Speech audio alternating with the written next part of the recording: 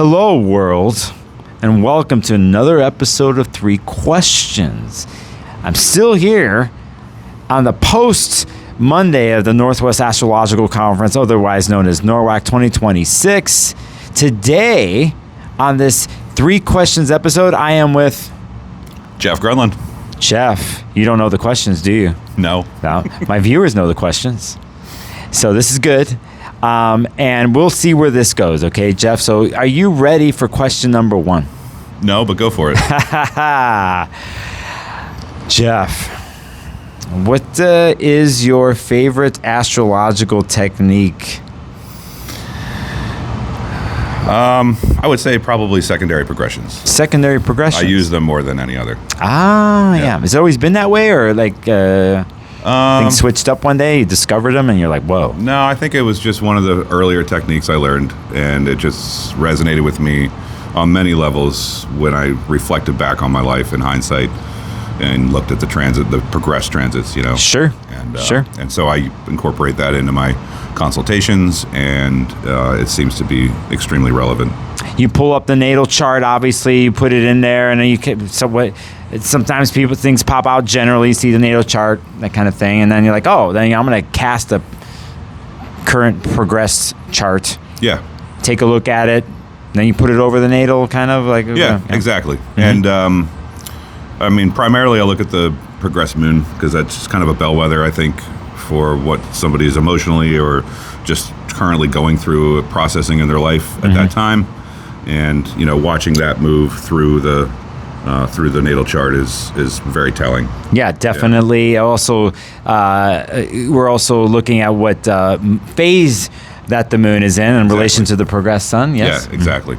In relation to the natal moon. To natal progressed moon to natal moon. Uh-huh. You know, look at that phase, but of course also with the sun for sure. Got it. For those who don't know, I'm going to remind people, at least this type of progression, we're dealing with, at least the moon is doing a degree a month that goes through a sign, which is equivalent to about 2.5 years, kind of like what Saturn does. It goes about 2.5 years to a sign, yeah. The timekeepers of the zodiac. Timekeepers of the zodiac, yeah. Chronos. All right, yeah, I love secondary progressions, by the way. I use them all the time. Yeah. So much you can see there, just from the sun-moon phase. Yeah, and I can't say it's the most exciting technique. Like, maybe you were looking for something a little more exciting. No, man. A lot of people say secondary progressions when they answer this question. Yeah. Perfections is the other one. Yeah, perfections, yeah. Solar arcs. So, I don't really look at those too often. Every once in a while I might glance at it, but my practice, I keep things pretty basic and simple, because I think, especially with new clients, there's plenty there without bringing in all the other stuff. And I'm a modern EA astrologer, so sure. I don't really evolutionary astrologer.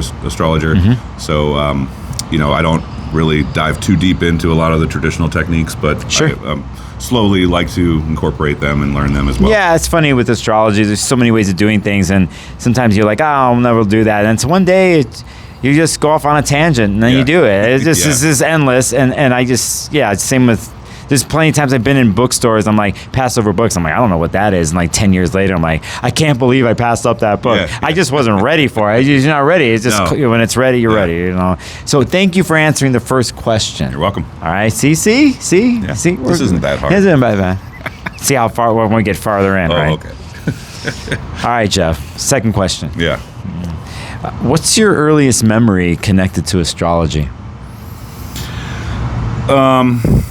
I was young. I was about 17, I think I was. And I had been partaking in some psychedelics, and I really just got very interested in the occult, the metaphysical things. I started poring over the bookshelves in our local town's university library, Bucknell University Library. And I would spend hours and hours and just like copying things into a notebook that I read in the book. And that's where I first stumbled on astrology. Oh, okay. And that got me really, really fascinated by it. And then I moved to Ithaca, New York for my hometown, and there's some great bookstores there, and that's where I got deeper into it. And but over time, kind of went in and out of it for a number of years, most of my life before now. And about 2013, 14 is when I really took it seriously and started Maurice Fernandez's course. Oh, okay. And how old were you when that first happened? When your experience? 17. You're 17. Yeah. Oh, okay. Okay, You interesting. can ask me if you were going to. I'm 51. No, I wasn't thinking that. You're looking good. Yeah, thanks, man. My viewers know how old I am. 27. They know. Yeah, you're looking good. Yeah, thanks. For 27. You know, Tijuana, the surgeries are cheap. You get anything done. You get new upholstery in your car, and then you get a little tuck here. Paint some grays in there. Yeah, sure. Why not? If you got the cash, you can do anything. So yeah, great. Very interesting. Your first memory and your connection and how it happened. Yeah. It's pretty wild, actually. You're in another state. You're tripping or whatever it was, and they have that. I can only imagine for some reason, it reminds me of a movie. It's so random. It's okay. It reminds me of a movie called ZARDOZ that John Borman did. I have heard of the movie. Okay, I'm not going to explain it, but there's something that happens in the movie where a person discovers something, and once they discover it, the whole thing, the whole story, the whole world changes forever. Yes. Forever. That's exactly what happened. Yeah. And not necessarily just the astrology, but the psychedelics changed my life forever in a good way. Yeah. Totally. They weren't always awesome, but mostly they were. Sure, I had my few of not awesome too, but I feel you. And anyway, kind of reminded me of that. So, thank you for answering question number 2. You're welcome. All right. Third question. What are you doing these days? What are you reading that's not astrology based? Is there any books on the shelf, on the bedside, fiction, nonfiction, any research, anything that you're attracted to lately, knowledge-wise? Not astrology? Yeah. Or astrology? Not astrology. Does astronomy count? Sure. Okay. Well, that's what I'm reading most. Uh-huh. Yeah. I teach astronomy for Kepler and OPA, and with Linnea Van Horn with OPA and with Brandon Hansen for Kepler. And I got turned on by the astronomy of astrology through Gemini Brett, about 5-6 years ago. Really just realized that meant so much to me. And I've always been fascinated by space, if you will. It's kind of a little cliche to say that, but, it's really,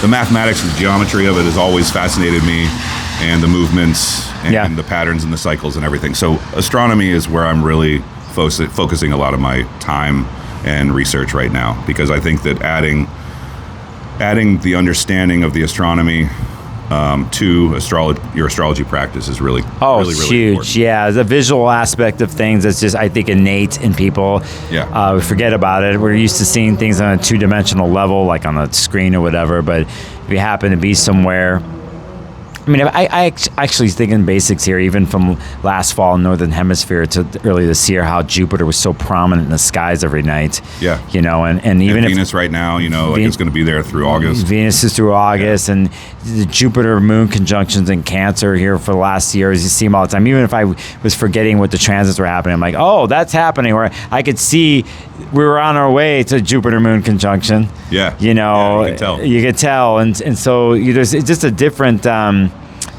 it's just a natural, innate understanding, reflection, reciprocal something with nature and the universe and divinity, and that's just on a basic level, as in like how charts are constructed and why. I'm assuming that's what you teach in the class, among other things. We teach a lot, but I think something that props to Brandon Hansen, my co-teacher for Kepler, he really brought something special into our course of not just applying the astronomy to astrology on a general level, but really like thinking about what the day looked like on the day you were born, for instance. Like I was born with the sun at it was 1:36 in the afternoon. Sure. It was summer solstice, so it was probably warm, sunny or rainy, but it was the middle of the afternoon. And sun is southwest, going southwest a little bit, or directly high. It was in that point, just past the midheaven. Oh yeah, because it's solstice. So am I correct by saying this? Yeah. That's very high in the sky. Very high in the sky. And and then also, aside from that, like the lunar standstill cycle that my other teacher, co-teacher Linnea Van Horn taught me, is just so fascinating, and we're kind of a little past it now, but it's still happening. Sure. Matter of fact, when the moon is conjunct Jupiter, you can see that even if it says it's conjunct in the chart, you can tell that you can actually see that it's further north, because the moon goes through this cycle called the lunar standstill cycle, where it can reach extreme out of bounds when it's near, when the north node is in Aries or Pisces, and when the north node is in Libra, Virgo, it goes way far inbounds. It doesn't reach even the bounds. Oh, wow. So, see, I don't know. Yeah, lots of cool stuff to Lots of to cool learn stuff of like astronomy. that. And Yeah. applying that to astrology is subtle, but it can really add some nuances that you wouldn't expect. Sure. Even in my software, like I use AstroGo for the Mac. And yeah, because on the left-hand side of there too, you can see like the speed of planets. You can see like if, what planets are out of bounds. Yeah. North, south latitude, that kind of thing, and get that data. Yep. But to understand the basis behind that too, I'm assuming is in the teaching and the courses and basic stuff too. So a lot of cool stuff, and I didn't mean to steer it. No. That's natural. This is how it goes, my friend. This is how it goes, and we were going to end up. We're going to end up there anyway. Yeah. By the way, so you're doing for both. You can go to keplercollege.org, or you can go to OPA. OPAastrology.org. Yep. Is there a class coming up by chance? The OPA course begins October 4th. It's online every Sunday for 8 weeks, and the final exam is December 6th. And then Brandon and I usually start up with Kepler around mid-January. Okay, cool. So I do it twice a year, in the fall and in the winter, spring. All right, sweet. That's the third question. I'm going to throw a side thing at you here. Okay. When I ask people about books, if they're doing stuff that's not astrology, and it's very interesting what comes up, but sometimes it's not a book. Sometimes it's music. Sometimes it's something else. Is there anything you're listening to these days, man? Like, it doesn't have to be brand new or anything like that, but is there anything like... Well, I don't know if you can tell, but I'm a huge Jerry Garcia and Grateful Dead fan. Jerry Garcia band, Grateful Dead fan, of course. But lately I've just been... Aside from kind of diving deep into the band, a band that I've always loved but never really explored deeply, love them. And lately I've just been so enamored by Nathaniel Rateliff and the Night Sweats. Man, he is just an incredible songwriter, a brilliant band, incredible musicianship, incredible, song craftsmanship. Yeah. And I just can't get enough of listening. All right, cool. As anybody watches this channel, anything that comes up on these talks, I'm always referencing, putting links in the copy for people then. So we're going to find that. I'm going to probably find a YouTube playlist I want to put down there and some other stuff. You said the band, right? Yeah. They're not the one, there's a documentary that was, no. Well, The Last Waltz. The Last Waltz. That's Scorsese made that movie. Yeah. It was their last concert, and yeah, all the big songwriters at the time joined them at Winterland. That's right. Yeah, that's right. You can find that streaming. That's what I thought. I watched that a long time ago. Yeah. All right. Where can people find out more about you, my friend? GeoffGronlund.com. That's my website. I do clients. I do consultations with clients.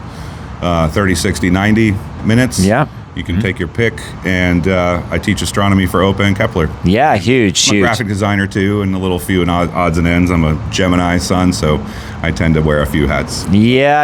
I know a little bit about that. You do, man. I know a little bit about it. Yeah, and we got Uranus in our world now for like 7.5 more years. So it's just not going to be boring, dude. Oh, it's going to be fun. Yeah, no, I think we're the ones on stage, and people are going to look at us for better or worse, and whatever fucking mood we're going to be in. It just is what it is. Do you want to say? You don't have to say more about your chart. You want to say your ascendant or moon, or you don't have to? Yeah, I'm a Libra rising. I got a Cancer moon. I also have Saturn and Mercury in Cancer. Oh, wow. So I have a lot of Cancer. My sun's at 2957 Gemini, so it's because it takes up about a half a degree by itself in the sky. I'm kind of right there with the Cancer sun. You're right there. Jupiter hit those placements yet in your chart? Right now, Jupiter's at what? 20 something? Maybe at 20? 22? It's I don't know. around my moon. Right about your moon. Yep. 21 moon. So I just had a Jupiter Mercury. Well, before that, a Jupiter Saturn, Jupiter Mercury, and then a Jupiter moon. So. And we have a massive Jupiter Venus conjunction, the second in less than a year in Cancer. It's going to happen in June at 25 degrees. For those that might watch my channel, I have a 25 degree IC. Yeah. I'm like, all right. And the station happened last year when Jupiter went retrograde was at 25 degrees, if I'm correct. Yeah, I think you're right. And here we are. So you and I, the Gemini, and I have a Cancer placement master. What do you have in Cancer? What do I have? Yeah. Just IC's 25. Okay. Yeah. Right. Yeah. I'm an Aquarius moon. There's the rule is. So I think, there's a lot going on with our charts and will here. So Listen, pal, I appreciate you. You too, man. Going into the mystery. Thank you. Here with me, not knowing the questions. I'm going to be honest with people here. This was a dance him and I did to get to this point. we did a little dance together. Yeah, we did. And I can't apologize for being mysterious. Like, I can't tell you the questions, dude.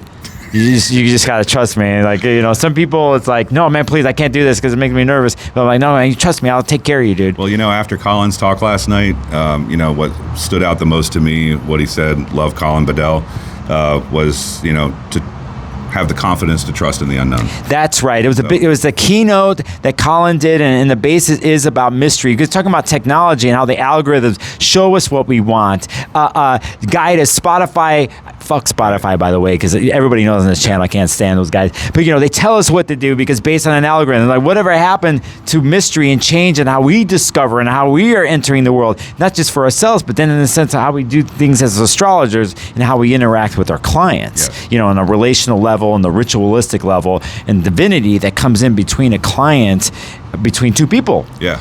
Exactly. And what happens and remembering what is, I think, natural becomes easy to us. And the big part of life is people know on this channel, since the beginning of time and the deepest, most popular stories from Greek myths to Sumerian or whatever else, they all have to do with chasing cookie crumbs and mystery. In some sense, right? Indeed. And, I wanted to say this. Hey, Colin, say this to everybody because I love this quote by Ken Kesey that the mysteries are more important than the answers. Yes. Yeah, that's could be Jupiterian way of looking at things, Sag way. I don't know. That's kind of, I love it. I mean, not always, but, mystery is so valuable in life. And you know what? If we think, we're going to find out everything, we're not. And it's really sometimes more magical to not know something. Yep. And to just trust that it'll be all right and we'll manage. Yeah. That's sometimes the dilemma is getting back on track that way, and then it's also the connection, right? Yeah. And there's for people who follow me on Instagram, I have a pinned comment there. It's a page from a book. It's a Twin Peaks book. Mark Frost, the co-writer of Twin Peaks, along with David Lynch. The beginning of this book, it's a fictional book. It's like a photo scrapbook of the whole thing, but it's written by the quote-unquote the archivist. And what he writes in the beginning of the book is like, we have always searched for meaning, but before religion, there was the mythology. And that's how we were trying to find meaning in a like remorseless universe, it seems. Yeah. And that's what we do, and that's what propels us, and that's what changes our life. But in the end, it's always the search for meaning. Yeah. And there's many different ways of doing this, but we do it through story. And for us as astrologers, that's what it is. Yeah. Everyone who gets into astrology, they connect because they read something about Gemini, that's me. Yeah. That describes me, and like this, it reflects back, and you make this connection, and it just goes deeper, and never ends, right? And we help clients do this. Yeah. Right. For sure. And we're, and I mean, we seek the answers to the mysteries, and that seeking will never end because there will always be mystery. Yeah. And so, continue to seek and find the answers, but realize that and be excited that there's always going to be something else that you don't know. Yeah, and, even the deeper, sometimes the darker part of the mystery, the full unknown, when seems all is lost, it can be very tough. But I got to say, in certain points of my life, I'm like, no, or yes, actually, yes. I'm like, yes. This is what I really want. Yes. I am it's like being stripped down, like in the most rawest of clearest of places, actually, even though it seems to be the darkest. Yeah. I think this is going to be funny as we end this. I think Christopher Nolan's Odyssey, he's putting out the Odyssey in July. Yep. Anybody reads the Odyssey, there's moments in there like Odysseus, he's got this past, he's a warrior, wins the war, all this stuff. He's trying to find himself back, but there's all this ego involved. But at some point, he just gets destroyed by life circumstances, and he ends up on his fucking knees. And at that point, he's nothing, and he's looking to the gods in the universe like, I'm nothing without you, or I'm surrendering. And the biggest thing is about surrender. So can somebody surrender and dissolve something that you carry with you that works for you, but then that becomes a burden. Yes. Yeah, and can you get to that place? And sometimes it seems at the darkest times, but at the same time, that moment of letting go is the most powerful. Exactly. Sometimes I feel like absolutely that letting go and having faith, again, having the confidence to trust in the unknown. I mean, it's really just knowing that whatever's going on, not not to be cliche, but it's happening for a reason. But there's a way through it. Yeah, there's a way through it. Yeah. Thanks, man. Geoff, man. Yeah, no problem, brother. No problem, man. Thanks for doing this with me, and I love that we can go certain places. Always love seeing you. Yeah, and always great to see you. Finally, we pulled this off, right? I think you might be my last interview this weekend. We'll see, but I think this is it. I think this is a great ending to it all about trusting the mystery, and when it seems like a chaotic world, doesn't it? Yes. But at the same time, there's possibility. And anything can happen. Yeah. And when you touch that creatively and you walk into the unknown, and let's say you do it for yourself and collectively, you can get a rush and you could do anything. So I always remind people watching, I know it's tough out there, at the same time, we're like in some super creative times. And when humans have their backs against the walls, they do amazing things. Yeah, man. Indeed. All right. Yeah. Everybody knows, my Patreon members, my YouTube members see these videos first. If you're watching this later, please subscribe to my channel for extra bonus stuff. Everyone who supports the channel, thank you. Leave some comments down below. I'll put all the links to stuff mentioned down in the copy. Until next time, I'll see you on the next video. Thanks, man.